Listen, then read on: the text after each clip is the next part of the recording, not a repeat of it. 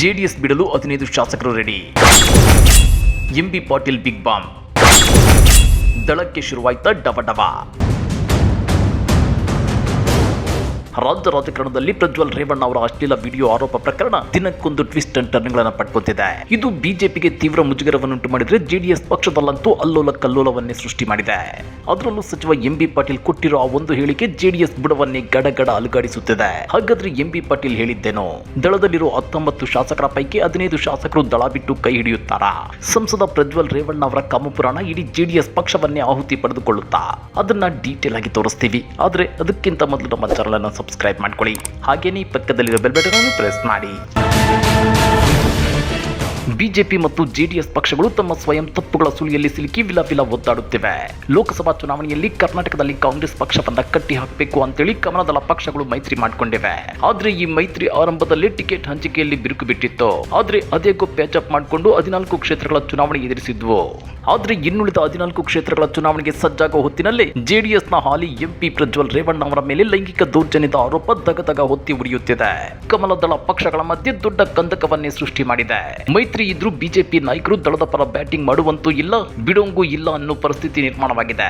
ಪರಿಸ್ಥಿತಿ ಹೀಗಿರುವಾಗಲೇ ಲೈಂಗಿಕ ದೌರ್ಜನ್ಯದ ಆರೋಪ ಎದುರಿಸುತ್ತಿರುವ ಪ್ರಜ್ವಲ್ ರೇವಣ್ಣ ಅವರನ್ನು ಜೆಡಿಎಸ್ ಪಕ್ಷದಿಂದ ಉಚ್ಚಾಟಿಸಲೇಬೇಕು ಅಂತೇಳಿ ಜೆಡಿಎಸ್ ಪಕ್ಷದ ಶಾಸಕರೇ ಒತ್ತಾಯಿಸುತ್ತಿದ್ದಾರೆ.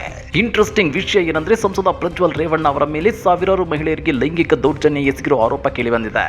ಹೀಗಾಗಿ ಪ್ರಜ್ವಲ್ ರೇವಣ್ಣ ಅವರನ್ನ ಪಕ್ಷದಿಂದ ಉಚ್ಚಾಟಿಸಿದ್ರು ಜೆಡಿಎಸ್ಗೆ ಅಂಟಿರೋ ಕಳಂಕ ಮಾತ್ರ ಅಷ್ಟು ಬೇಗ ಬಿಟ್ಟು ಹೋಗಲ್ಲ.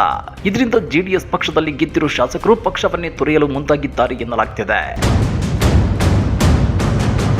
ಇದೇ ವಿಚಾರವಾಗಿ ಸಚಿವ ಎಂಬಿ ಪಾಟೀಲ್ ಪ್ರತಿಕ್ರಿಯಿಸಿದ್ದು, ಸಂಸದ ಪ್ರಜ್ವಲ್ ರೇವಣ್ಣ ಅವರ ವಿಡಿಯೋ ಬಹಿರಂಗವಾದ ಬಳಿಕ ಜೆಡಿಎಸ್ಗೆ ಸಾಕಷ್ಟು ಮುಜುಗರ ಎದುರಾಗಿದೆ. ಆ ಪಕ್ಷದ 15 ಶಾಸಕರು ನಮ್ಮ ಪಕ್ಷಕ್ಕೆ ಬರಲು ತಯಾರಾಗಿದ್ದಾರೆ. ಕೆಲ ಬಿಜೆಪಿ ಶಾಸಕರು ಈಗಾಗಲೇ ನಮ್ಮೊಂದಿಗೆ ಇದ್ದಾರೆ ಅಂತೇಳಿ ಸ್ಫೋಟಕ ಹೇಳಿಕೆ ಕೊಟ್ಟಿದ್ದಾರೆ. ಇದು ದಳಪತಿಗಳ ಜಿಂಗಬಲವನ್ನೇ ಉಡುಗಿಸಿಬಿಟ್ಟಿದೆ. ಇನ್ನ ಲೋಕಸಭಾ ಚುನಾವಣೆಯ ನಂತರ ರಾಜ್ಯ ಸರ್ಕಾರ ತಾನಾಗೆ ಪತನವಾಗುತ್ತೆ ಅಂತೇಳಿ ಬಿಜೆಪಿ ನಾಯಕರು ಬಿಟ್ಟಿ ಭವಿಷ್ಯ ಹೇಳ್ಕೊಂಡು ತಿರುಗಾಡ್ತಿದ್ದಾರೆ.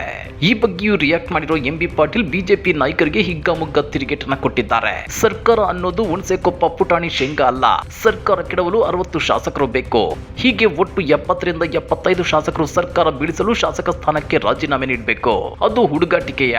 ರಮೇಶ್ ಜಾರಕಿಹೊಳಿ ಟ್ರೈಲರ್ ರೂಪದಲ್ಲಿ 5 ಶಾಸಕರನ್ನ ತನ್ನಿ ಅಂತ ಹೇಳಿ, ಆಗ ಸರ್ಕಾರ ಬೀಳುತ್ತಾ ನೋಡೋಣ ಅಂತೇಳಿ ಸವಾಲ್ ಹಾಕಿ ಅಷ್ಟೇ ಅಲ್ಲ, ವಿಡಿಯೋ ಬಿಡುಗಡೆ ಮಾಡುವೆ ಅಂತೇಳಿ ರಮೇಶ್ ಜಾರಕಿಹೊಳಿ ಸುಮ್ಮನೆ ಮಾತನಾಡಿ ಅವಮಾನಿತರಾಗುತ್ತಿದ್ದಾರೆ.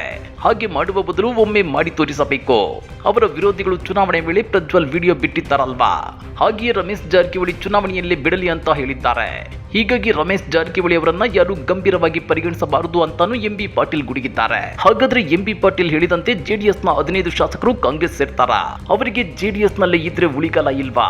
ಸಂಸದ ಪ್ರಜ್ವಲ್ ರೇವಣ್ಣ ಅಶ್ಲೀಲ ವಿಡಿಯೋ ಪ್ರಕರಣ ಜೆಡಿಎಸ್ ಅಸ್ತಿತ್ವಕ್ಕೆ ಪೆಟ್ಟು ಕೊಡ್ತಿದೆಯಾ? ಕಮೆಂಟ್ ಮಾಡಿ, ವಿಡಿಯೋ ಲೈಕ್ ಮಾಡಿ, ಶೇರ್ ಮಾಡಿ. ಇಂಥ ಮತ್ತಷ್ಟು ರೋಚಕ ರಾಜಕೀಯ ಸುದ್ದಿಗಳನ್ನ ಮಿಸ್ ಮಾಡದೆ ನೋಡಬೇಕು ಅಂದ್ರೆ ನಮ್ಮ ಯೂಟ್ಯೂಬ್ ಚಾನಲ್ ಅನ್ನ ಸಬ್ಸ್ಕ್ರೈಬ್ ಮಾಡ್ಕೊಳ್ಳಿ.